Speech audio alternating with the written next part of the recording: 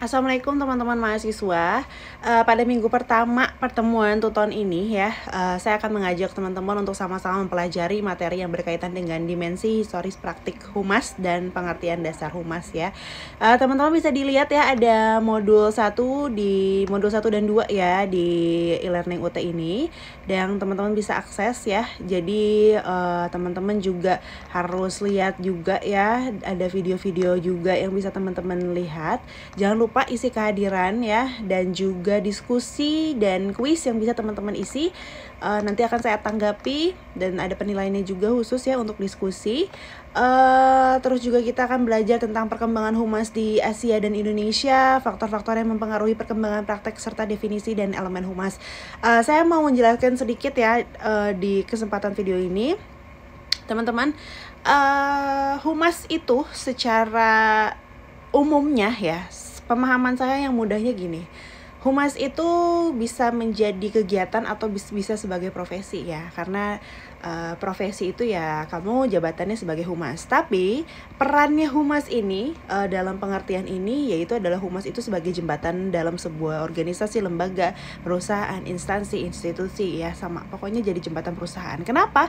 Jadi humas itu ada di titik di tengah. Misalkan ya, ada public internal, public eksternal. Public internal itu siapa aja? Semua yang ada dalam perusahaan, teman-teman. Kalau public eksternal itu seperti misalkan teman-teman adalah humas di sebuah universitas.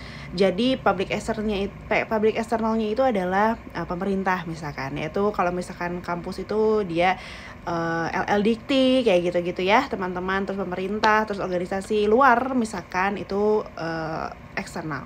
Kalau internal ya mahasiswa, dosen, karyawan ya, itu public internal dan eksternalnya. Nah, humas ini tentunya dia punya tugas yang sangat penting gitu ya.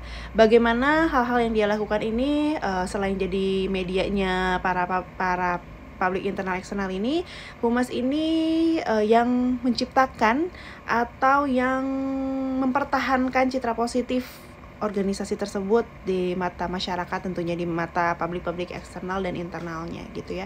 Jadi tugas humas ini tidak mudah, walaupun terlihatnya seperti mudah, tapi sebenarnya banyak dan kompleks teman-teman. Dan itu penting sekali, sebuah organisasi, lembaga, institusi itu punya humas itu penting banget gitu ya.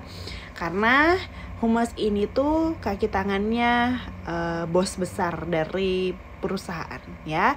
Misalkan universitas punya pimpinannya rektor. Nah, humas itu langsung di bawah rektor, teman-teman. Bukan di bawah dekan, bukan di bawah wakil rektor, bukan di bawah kepala program studi, bukan. Tapi langsung di bawah rektor. Jadi brandingnya perusahaan itu di-create-nya bagaimana perencanaannya, terus juga dalam press conference, press release, itu semua yang menyiapkan humas. Itu masuk produk-produk humas ya, penulisan humas. Nanti teman-teman kita belajar lebih lagi. Itu teman-teman intinya. Itu secara garis besar. Teman-teman bisa pelajari kalau misalkan ada yang mau ditanyakan tentang sesi pertama ini, yaitu dimensi historis praktik humas. Itu teman-teman jangan lupa bisa email saya di faizasintia25@gmail.com ya. Sekian penjelasan singkat saya di video ini.